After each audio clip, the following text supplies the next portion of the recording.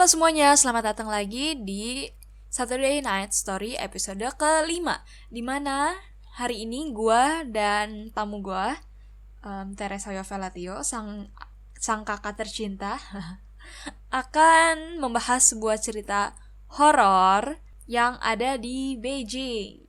Selamat mendengarkan, back to the scene.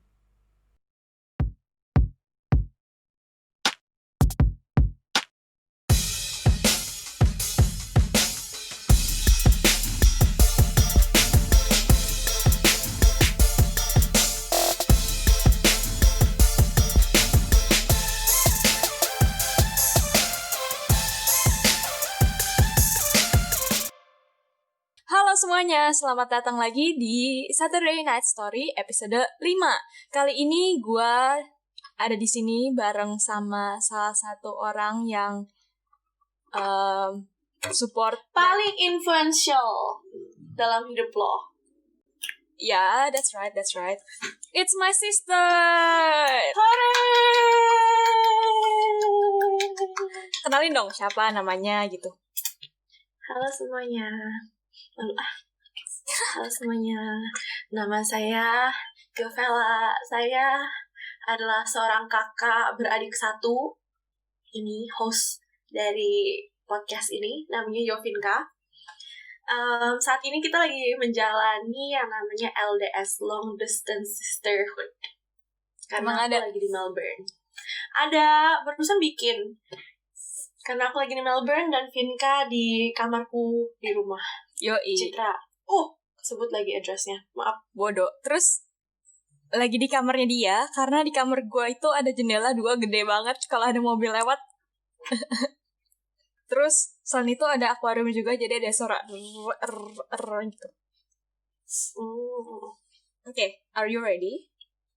Ready. Jadi kalau biasanya di episode 1, 2, 3, 4 dari Saturday Night Story itu semua genrenya romance. Kali ini genrenya gue pindah, bukan romance. Jadi yang you tanya kemarin, you harus baca atau enggak? Gak usah. Jangan bilang ini Harry Potter. Enggak, tenang. You lagi duduk atau lagi berdiri? Lagi duduk.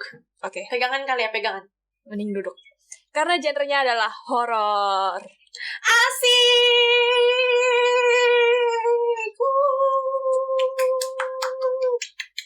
Tadinya I mau record episode ini sama Papa kan. Cuman Papa bener-bener gak suka horor. Takutnya ntar udah kayak genrenya horor, terus Papa kayak, gak mau. Ganti.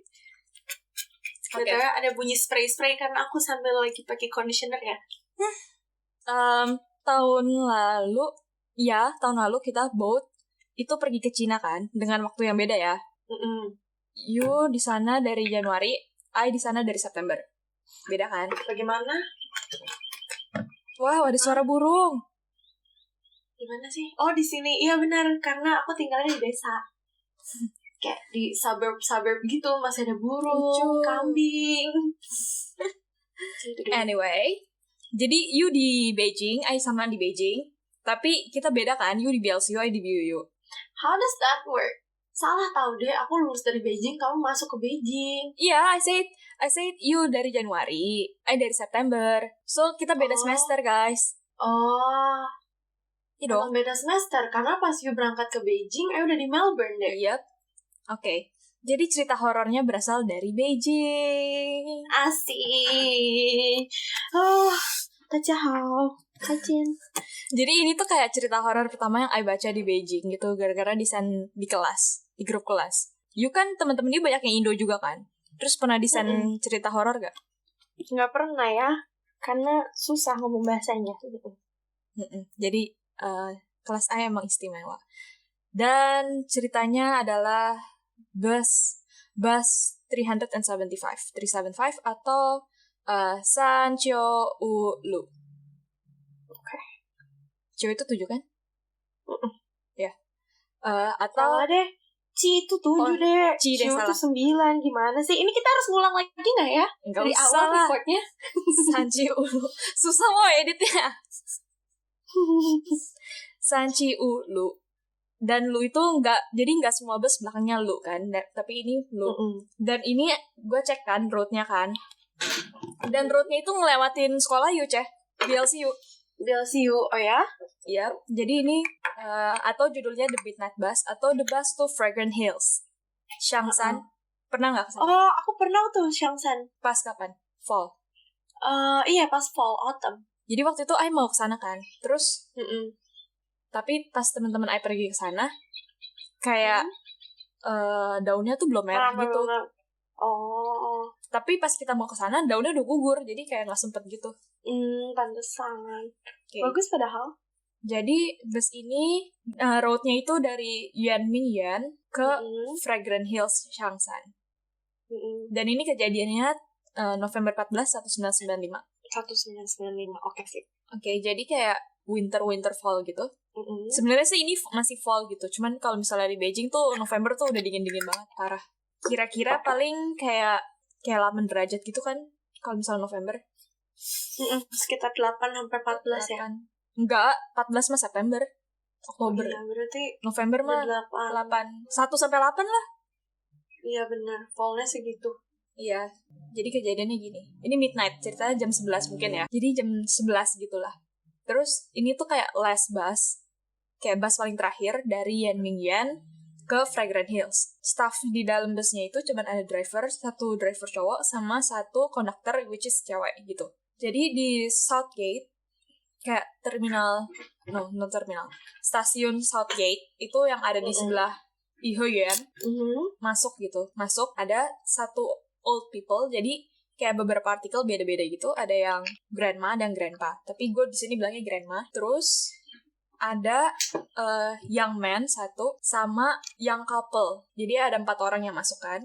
Si young couple-nya ini duduknya tuh di belakang supirnya, terus yang old, si grandmanya sama si young man-nya duduk di sebelah pintu. You bisa bayangin kan kalau busnya gimana? Benar. Nah, jadi di side door itu kan, jadi kayak ada pintu, terus tangga gitu kan? Iya. Nah, itu bayanginnya dia duduk di paling depan itu loh. Jadi si old couple-nya itu duduk di belakang supirnya paling depan kan?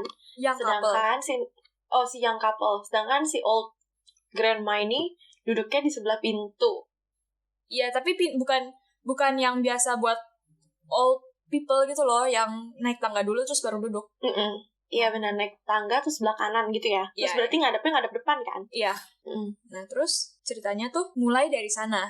Terus kan sepi kan, malamnya sepi, nggak ada motor, nggak ada mobil gitu kan. Terus udah tuh pintunya tutup, terus mereka jalan.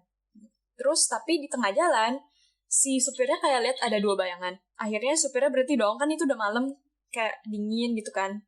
Terus kayak mereka tuh 2 bayangan gitu, terus akhirnya busnya berhenti, supirnya suruh masuk tuh. Ternyata 3 orang, bukan 2 orang. Tapi 3 orang itu kayak aneh gitu, karena mereka tuh pakai traditional Chinese robes yang dari Qing Dynasty, yang panjang gitu loh.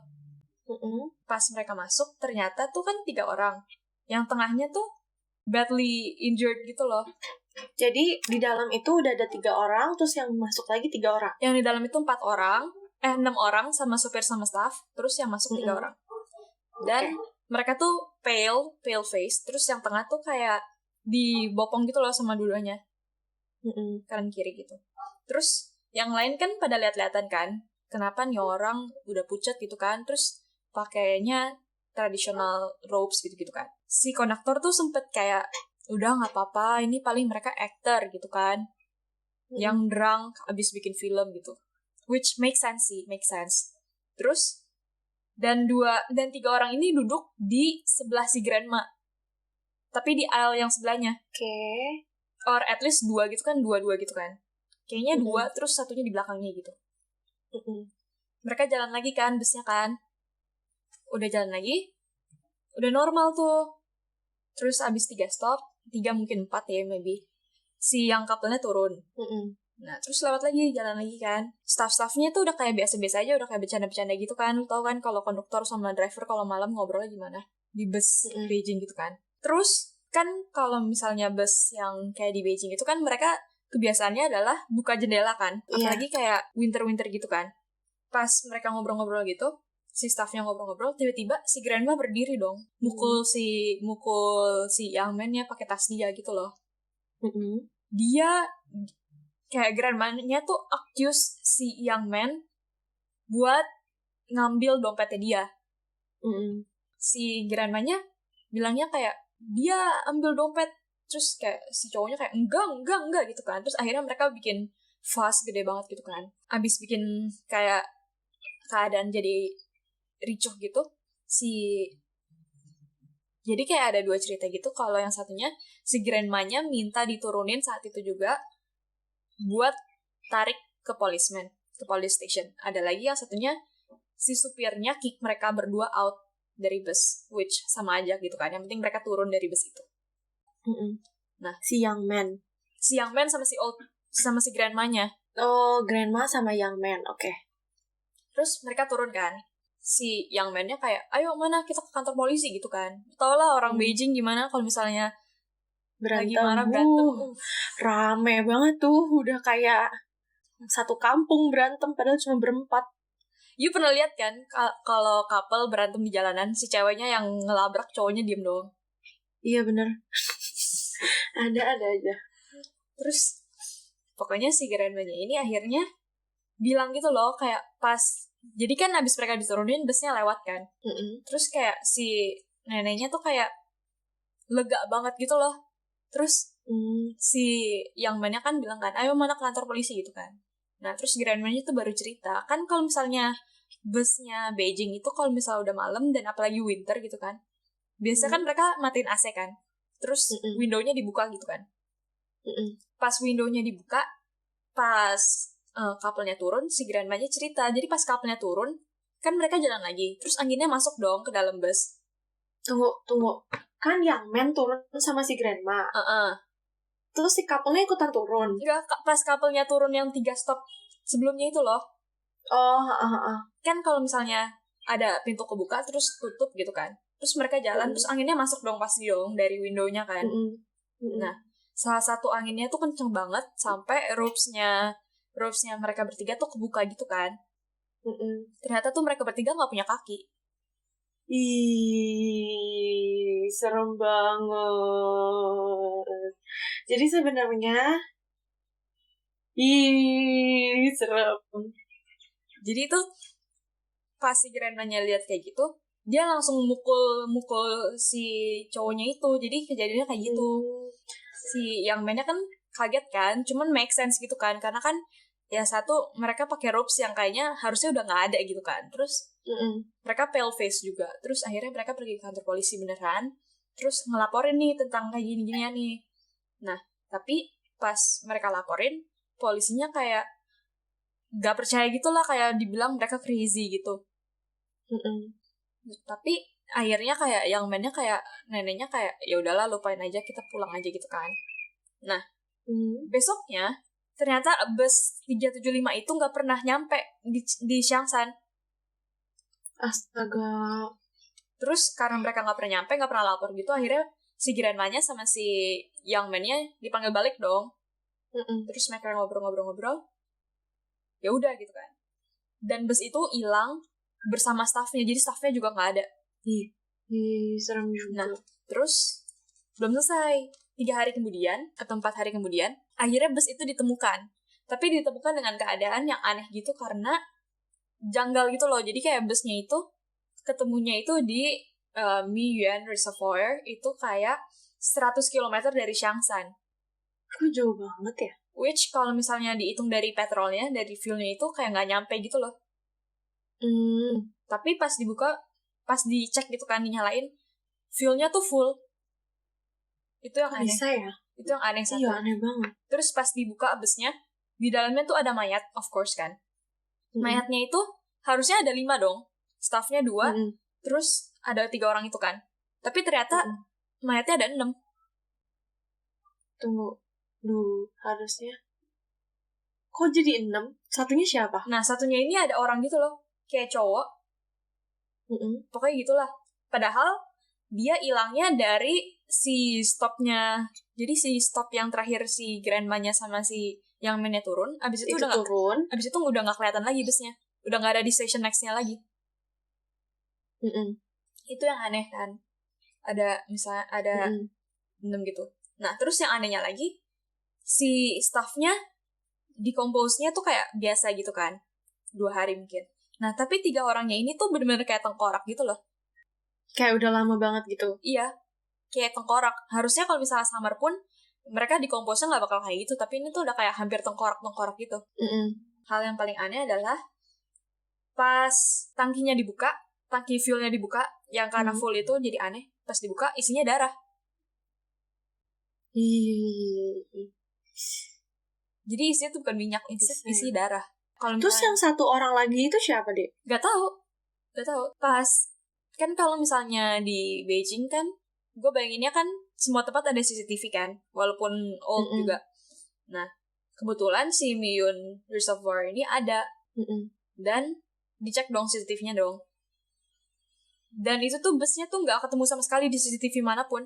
Tiba-tiba udah ada di dalam. Jadi busnya tuh gak pernah kelihatan di CCTV? Iya, di CCTV manapun. Di CCTV bus juga gak ada. CCTV yang di bus station itu gak ada sama sekali. Jadi tiba-tiba ada aja di dalam Miyun Reservoir itu. Udah. Terus? Udah. Selesai. Gak ada kelanjutannya lagi karena kayak serem ya. Gitu. Ini tuh based on true story gak sih? True story. Astaga, gak mau ke Beijing lagi. Bohong, padahal mau banget ke Beijing lagi. Dan ini busnya lewatin sekolah Yu sih waktu ini. Oh my god. Jangan-jangan Yu naik Cepan kan kalau Yu ke Xiangshan, Yu dari Biaoxiu atau Biuyu? Aku ke Xiangshannya dari Biuyu waktu itu. Tapi kayaknya Yu pasti lewatin deh 375. Makanya kayaknya tuh sering banget naik bus itu 375. Di kepala aku tuh sering karena kayak familiar gitu 375. Coba ya cari di Google. 375 bus loop. Beijing 375 loop. The Midnight Bus 375 of Beijing. Yep. Mysterious Unsolved. Yap. Banyak kan? Banyak banget artikelnya. Iya. Beijing Horror Story. Terus apalagi deh selain cerita itu tentang Beijing Horror? Nggak baca semuanya sih, tapi yang ini cukup membuat Ai mengerikan gitu. Kayak pertama kali Ai baca Ai udah takut gitu kan. Terus kan kalau misalnya mau bikin episode gini kan Ai tulis lagi dong. Nah itu Ai bikin Ai takut lagi. Kayak Ai harus kayak nyalain film gitu loh. Kayak nyalain Step Up buat ini. Step Up yang remix gitu. Seru tuh nonton Step Up, baru inget. Udah lama gak nonton deh. Dulu abis tiap kali abis nonton Step Up, pulang-pulang rasanya mau dance aja. Ai baru marathon 3D, terus yang Revolution, terus All In. Lagi baca nih. Don't take the last bus. Almost everybody has taken a late bus once, which is what makes the story horrifying sitcom. Oke. Tapi jujur sih, Ai di Beijing jarang sih naik bus. Apalagi yang double decker. Gara-gara yang double decker tuh bikin pusing banget. Bener-bener. Gak suka sih naik bus kalau di Beijing, gara-gara nyetirnya suka gak enak. Iya. Kalau kita naik bus tuh cuma kalau yang jauh-jauh doang. Kayak misalnya waktu kita ke Coupe, naik bus. Kamu kemarin waktu di Beijing sempat ke Coupe lagi gak sih, Dek? Sempet. Tapi kalau misalnya ke Coupe kayak, kalau Ai waktu itu sama tour kan, jadi busnya aman gitu loh, bukan bus yang umum. Waktu itu kan kita sempat pergi yang sama papa, mama, kan kita perginya naik bus umum kan. Tapi bus yang Coupe itu masih bus yang aman gitu loh. Kalau busnya kayak double decker yang kayak ke Sanlitun yang gede itu tuh, pernah nyampe Sanlitun pengen muntah rasanya. Beneran parah. Makanya jangan naik bus, mendingan naik kereta aja, nyampenya lebih cepat. Iya, MRT-nya lebih cepat. Terus kayak dia ya udah jalannya lurus-lurus aja sama gitu loh, nggak tergantung sama supirnya. Kalau supirnya lagi oleng-oleng, ampun deh nyetirnya. Iya. Waktu itu bener-bener deh parah banget. Ai mau ke Sanlitun, terus Ai naik bus, nyampe Sanlitun udah kayak pengen muntah rasanya. Ada sekali-kali Ai sama temen-temen Ai akhirnya nggak nyampe gitu loh ke tempat destinasi gara-gara kayak kita turun duluan karena kita semua udah mau muntah. Parah banget. Terus sekarang kita cerita apa lagi, Dek? Udah, Ai belum cari yang lain. Sebenarnya bus yang bus 375 itu bisa dibikin horor tau. Kalau di Indonesia ya kejadian kayak ini pasti udah dibikin film horor. Iya, parah banget. Kayak bangku kosong lah. Aduh. Kayak yang KKN Desa Penari, coy. Oh iya, itu udah muncul belum sih? Harusnya udah belum sih? Harusnya udah syuting sih. Cuman kan corona. Bener. KKN Desa Penari. Tapi yuk baca kan KKN Desa Penari? Baca. Gimana, Udah sekarang udah ketakutan horor? Siang sih, kalau malam tuh lebih Iya, mestinya kita podcastannya malam ya. Oke teman-teman yang lagi mendengarkan ini, maksudnya tadi di depan banget nih. Tolong dong diedit, dipindahin ke yang depan-depan. Disclaimer, everybody untuk nonton ini silahkan nonton jam 12 malam. Jeng jeng. Gak usah sih, kan aja upload jam 6. Oh iya betul, kan udah mulai maghrib tuh. Tapi aku pengen pergi ke Changshan, tapi jangan pakai bus. Waktu itu ke Changshan kayak naik bus deh, tapi tour gitu. Oh, kalau tour mah aman kali. Ini kan bus umum. Oke. Cece Fafe, thank you for being here. Iya, sama-sama. Kita harus sering-sering nih kayak gini, seru loh. Oke. Ntar ya, kapan-kapan.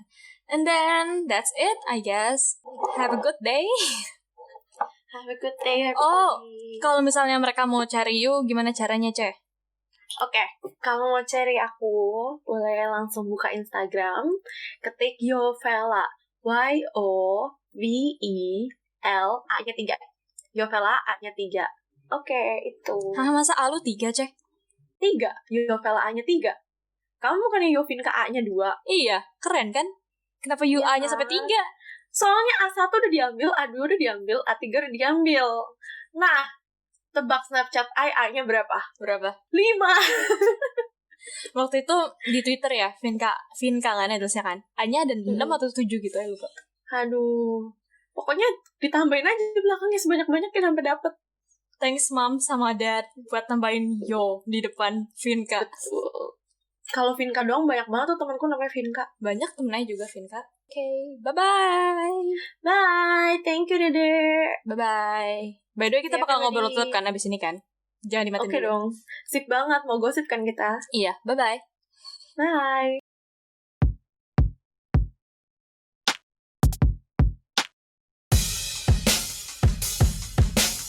Terima kasih untuk kalian yang udah mendengarkan episode 5 dari Saturday Night Story.